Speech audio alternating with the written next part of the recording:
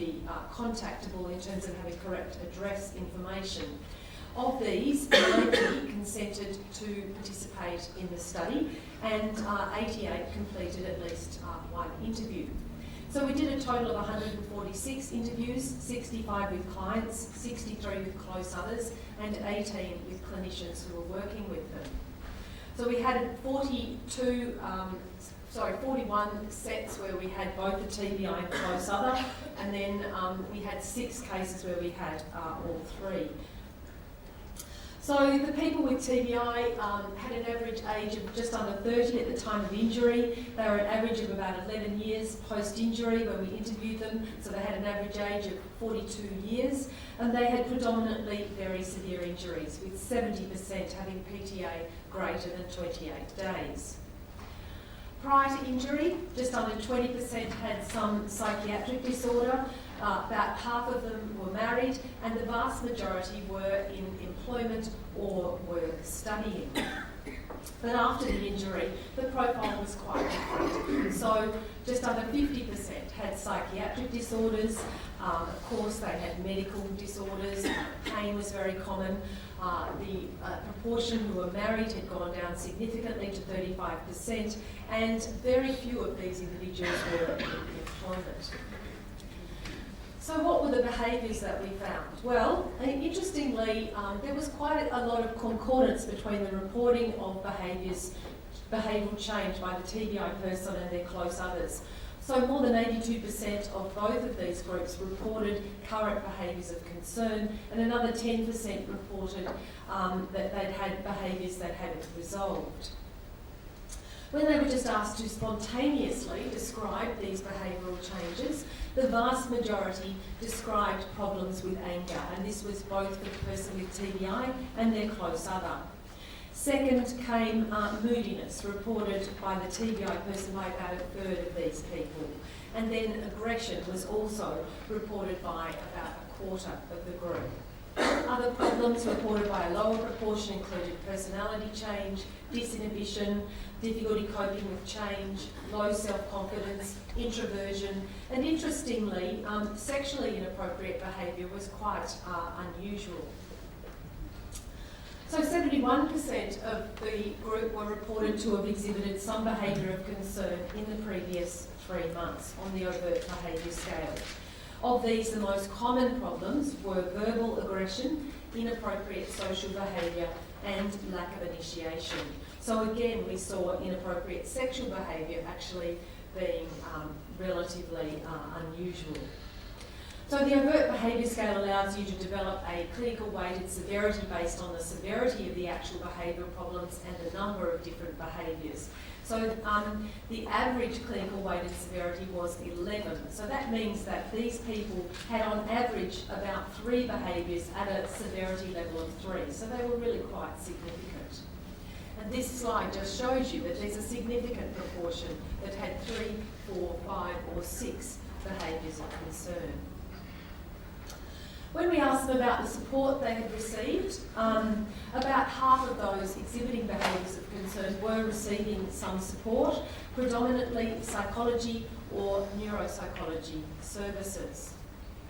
And the majority were either moderately satisfied or highly satisfied with the care that they were receiving, which we were somewhat surprised with. When they were asked what type of help they would want if they were able to get it, again, a significant proportion identified that they wanted either psychological or neuropsychological help. Now, these people were costing the TAC a lot of money. On the average cost per annum was about $78,000, and of that, the average cost for attendant care support was $48,000 per annum. So we wanted to see whether there was actually a relationship between behaviours of concern and the cost of attendant care support. And we found that that depended on the severity of injury. So in cases with severe TBI, who also had behaviours of support, these were significant predictors of the attendant care worker costs. So in summary, the results of this first phase of the study did identify that behaviour problems were certainly present in a significant proportion these people with an average of 3 challenging behaviours, most commonly aggression, inappropriate social behaviour and lack of initiation. And there was a fairly high level of consistency between the TBI person and the close other in reporting these behaviours. Less than half of these people were receiving support for their problems, and a significant proportion wanted more support. So the second phase of this preliminary study was to conduct a more in-depth qualitative study in which we conducted interviews, and given that previous studies had focused only on interviews with clinicians or with caregivers, we also wanted to include interviews documenting the experience of the person with the brain injury. So, in fact, we interviewed people, the person with a brain injury, their close other, and clinicians.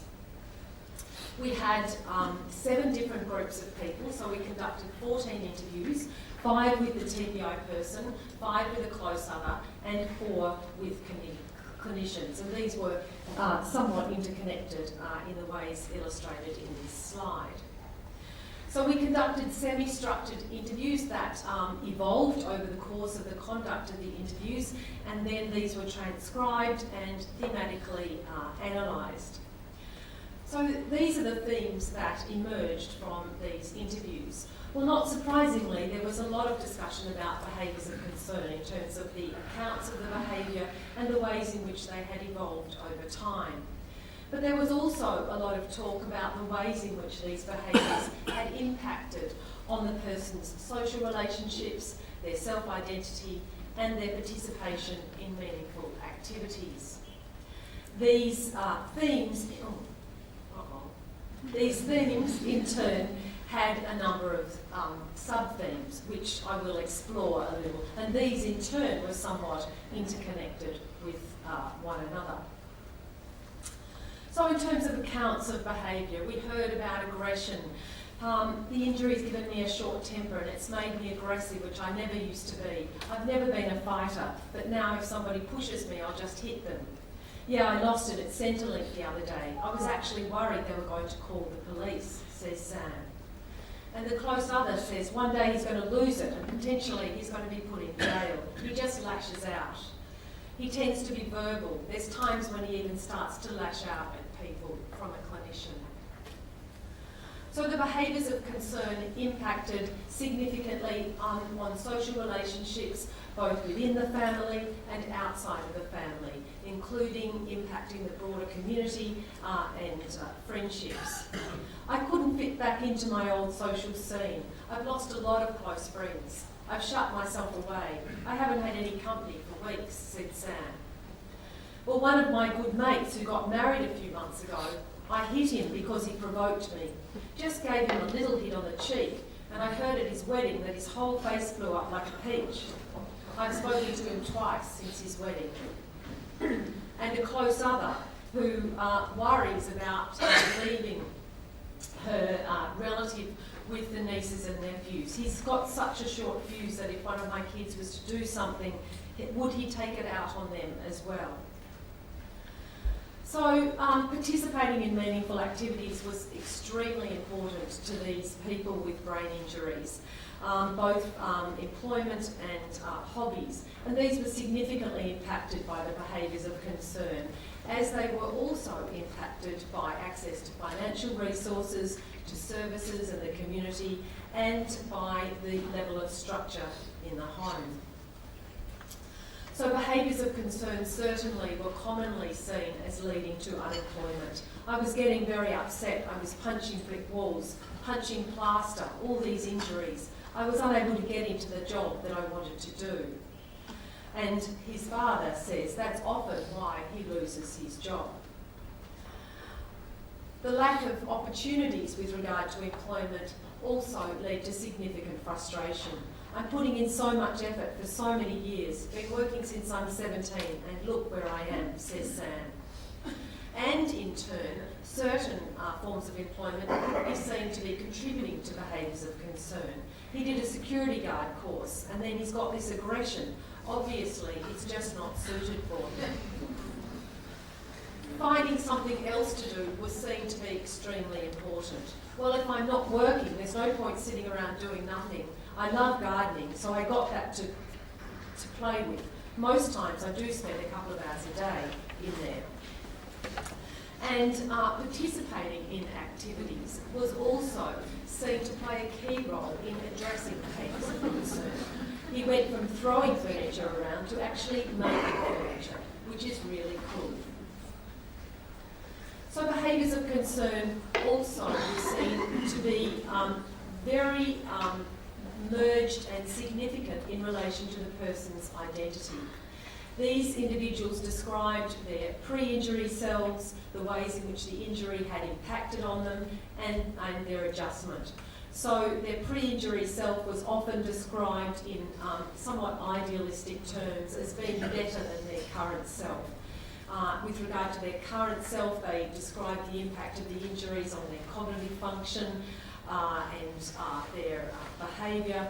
And in terms of the adjustments, they talked about issues such as mood and their sense of self-worth and the ways in which they were trying to cope with the difficulties since the injury. Before my accident, I was very quiet. I wasn't the life of the party. I was just one of the people that would be there and get involved if I had to. But I just sort of sit back, and now I'm the loud person at the party. I don't mean to yell. You've got this person that was normal before an accident and it's completely changed after, and their behaviours are so erratic that you just don't know from one day to the next what they're going to be like. Oh, done it again. Rigid thinking was a significant consequence of the injury that was seen to trigger behaviours of concern. I don't have grey anymore. That's what brings my anger on. And it was also a barrier to resolving behaviours of concern in treatment. I think it's primarily due to his very rigid, fixed mindset. He has great difficulty seeing things from other points of view. He struggled as a result of that. Although people with a brain injury did certainly describe that they had behaviours of concern, they didn't always, in the moment, have insight into these problems. Says Sam, I'm very capable of controlling my temper and rage. And this, of course, and we all know this, can form a significant barrier to treatment. Because of his lack of insight, psychological intervention can't actually happen. The brain-injured individuals were extremely focused on getting employment. I haven't really had any support in the fact of how do I work and get an income. And caregivers saw themselves as very important in terms of the ways in which behaviours of concern could be addressed. I think that me getting help is what's done it. I was linked with a woman who helps with ABI, and then I joined a carer support group, and I think that's helped me being better at home. So the key themes that emerged related to self-identity, social relationships, and meaningful participation, which were all contributing to and in turn impacted by behaviours of concern. And these themes are consistent with those that have emerged in other studies. Certainly there have been a number of studies that have identified the fact that behaviours of concern are impacting on families, on the environment, and are impacted in turn by medical issues, and that they have a significant impact on participation, on families, on accommodation, and can lead to contact with the criminal justice system. But these findings can also provide the basis of a framework for intervention, such as positive behaviour supports. We can see from these findings the importance of including the individual in understanding the behaviours, identifying what's most important to them and what motivates them, the importance of re-engaging them in valued activities, in meaningful life roles that will help them rebuild a positive self-identity, and the importance of using other people in their environment, particularly their caregivers, and gaining a broader perspective and engaging these individuals in the intervention.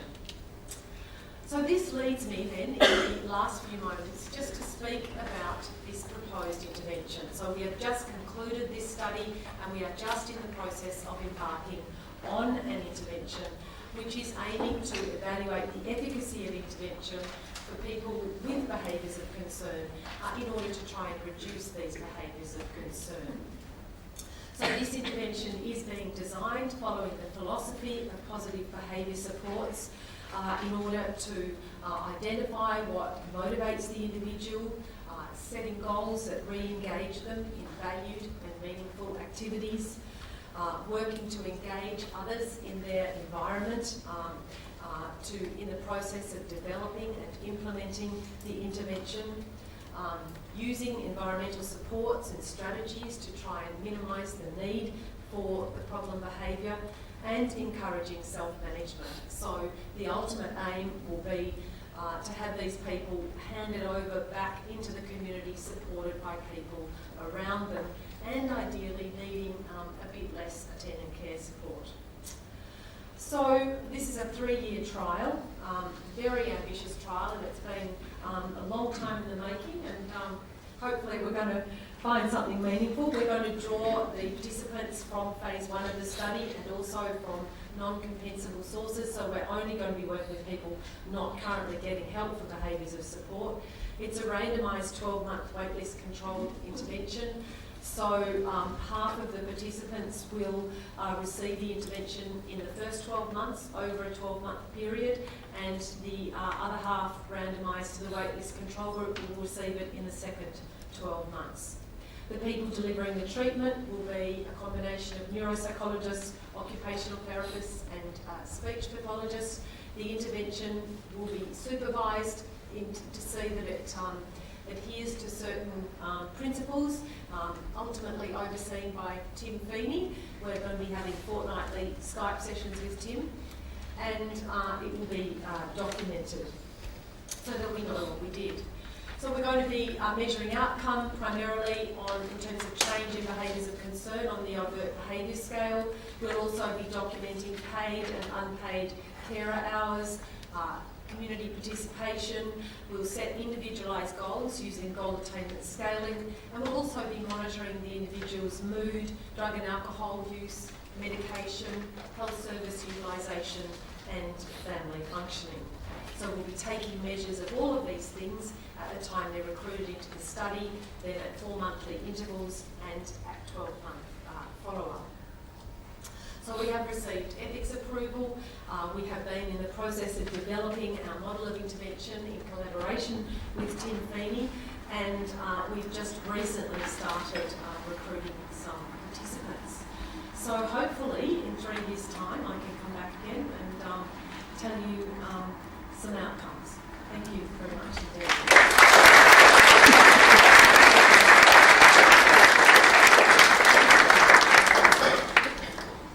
Now, it gives me great pleasure to introduce David Manchester.